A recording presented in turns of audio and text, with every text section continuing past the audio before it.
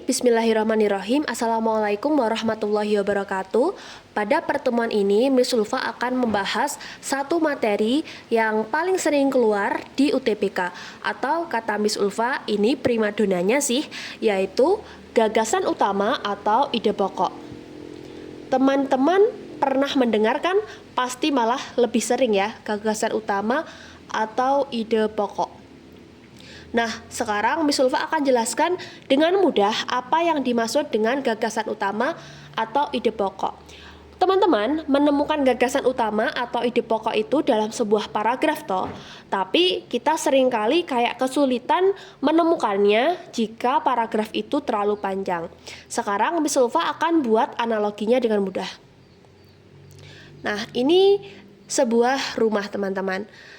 Rumah itu akan Miss Ulfa ibaratkan sebagai paragraf. Nah, kemudian rumah itu, setiap rumah pasti ada yang namanya pondasi. Untuk membuat rumah kokoh itu perlu pondasi. Berarti pondasi di sini sama dengan ide pokok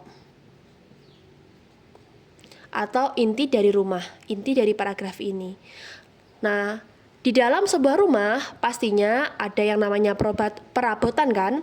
Perabotan itu ada yang namanya kursi, ada yang namanya meja, dan sebagainya. Perabotan di sini berarti sama dengan pelengkap. Kalimat pelengkap atau penjelas. Sama ya, kalimat pelengkap atau penjelas. Nah, ini merupakan analogi sederhana untuk memahami sebuah gagasan utama atau ide pokok. Paragraf itu sebuah rumah, kemudian di rumah itu pasti ada pondasi. Pondasi ini adalah letak di mana ide pokok itu berada. Kemudian di dalam rumah ada yang namanya perabotan. Perabotan ini sebagai kalimat pelengkap atau kalimat penjelas yang mendukung rumah ini agar tetap cantik. Paham ya teman-teman dengan analogi rumah itu? Nah, kemudian ini Miss Ulfa akan jelaskan dengan lebih rinci. Ide pokok. Tadi ide pokok itu sama dengan pondasi kan? Berarti kita bisa tarik di sini. Pengertian dari ide pokok itu adalah inti dari pembahasan. Inti teks ya, atau apa toh yang dibicarakan dalam paragraf itu sebenarnya hanya gitu. Kalian bisa tanya, gini, apa sih topik penting atau apa sih yang dibicarakan dari paragraf itu? Nah, itu nanti jawabannya adalah ide pokok. Nah, di mana sih letak pokok itu biasanya berada? Letaknya itu sebenarnya gampang, teman-teman. Kamu bisa pakai rumus A, B, C. A itu adalah awal paragraf. Kemudian B itu ada di belakang paragraf. Atau biasanya di akhir ya. Kemudian C itu sebenarnya campuran.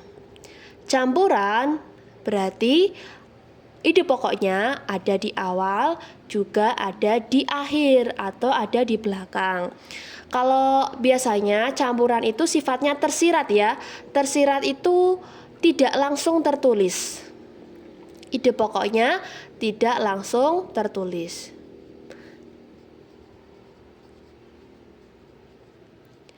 Biasanya kalau awal ditandai dengan kata adalah.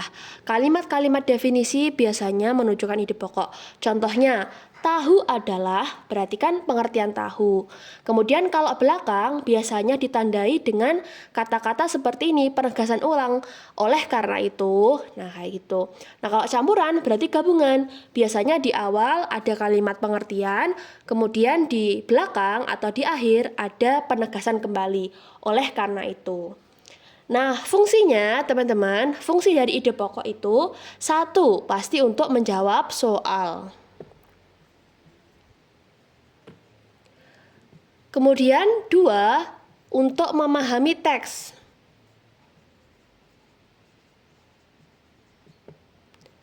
Nomor tiga, yaitu untuk menyaring informasi atau filter informasi.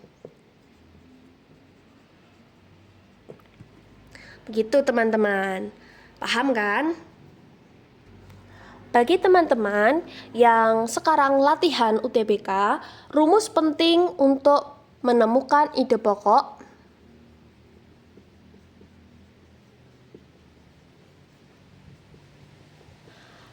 yaitu ada 3 guys. Miss Ulfa singkat sebagai TCS.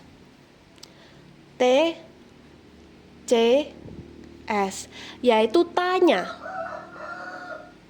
kemudian coret, lalu simpulkan. Sebenarnya tanya yang dimaksud apa? Kalian harus tanya kepada teks itu, apa sih yang dibahas dalam teks ini? Atau kalian bisa tanya, apa sih inti dari teks ini?